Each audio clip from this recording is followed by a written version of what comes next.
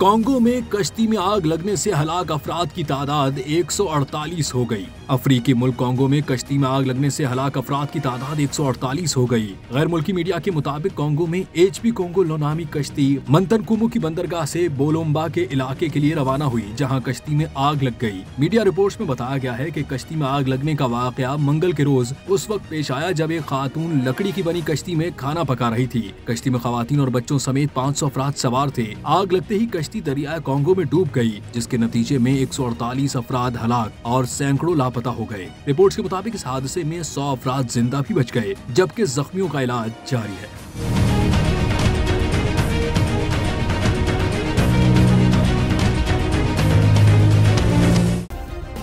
Subscribe करें और bell दबाएं ताकि कोई खबर रह न जाए।